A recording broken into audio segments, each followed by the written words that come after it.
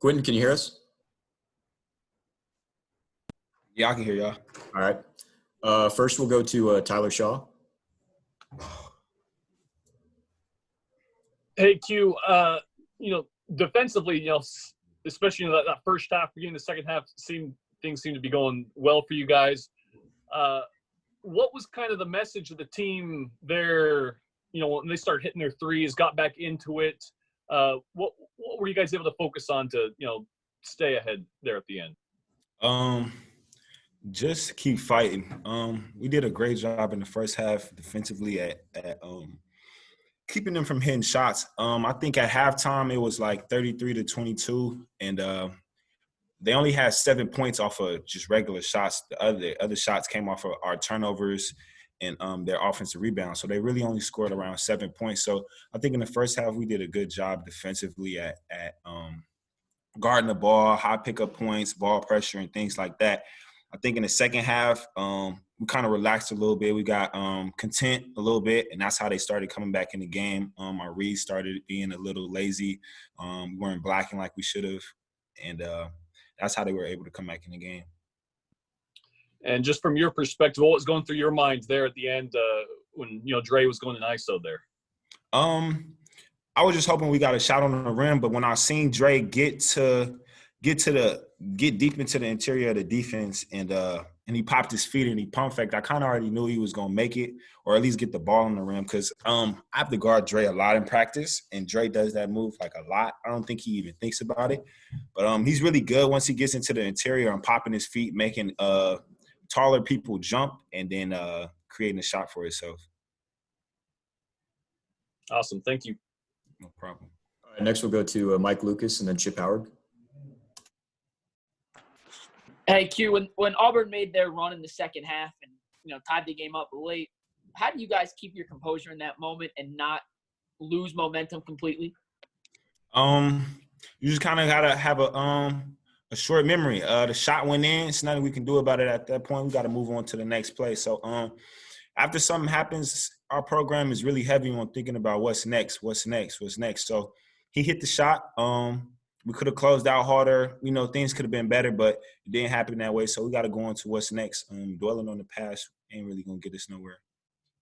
And then secondly, what does a win like this do momentum-wise for you guys? I know LSU wasn't the greatest offensive showing, bounced back today. And how do you build on this for the next SEC game? I think this was a great win. Our preparation coming into this game was a lot better than it was for LSU. I think everybody was on the same page as far as how hard we have to go out there and play to win the game. And I think that's why we were able to come out with the dub. Thank you. No problem. All right, next we'll go to Chip Howard and then Rich after him. How surprising was it when you guys learned that Buzz was going to be subbing 5 at a time during the game? It didn't really surprise me a lot, as you know. If you guys pay attention, there's no real solid starting lineup. It's just kind of who he feels is right, and I think coming into this game, in practice we kind of play 5-on-5, and there was like groups who worked well together in practice, and it was kind of building momentum in practice, and we were playing really hard in practice. So I think that's where his momentum went with that, and I think it worked out well. How much does it keep everyone involved when they figure they're gonna get some playing time during the game? 100%, because we all know what's going on. 5 minutes in, the first media, 5 out. So it allows you to play for 4 minutes straight as hard as you can.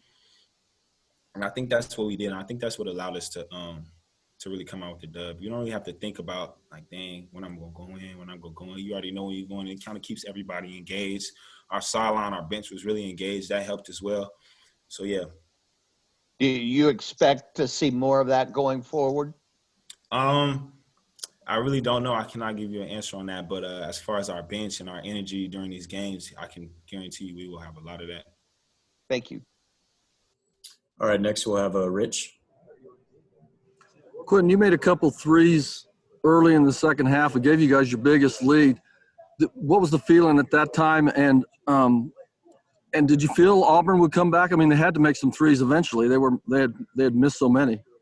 Well, our feeling was we were kind of on our high horse coming into a game like that, Auburn is a great team. So I'm not going to say I didn't expect us to be up by that much, but I didn't expect us to be up by that much.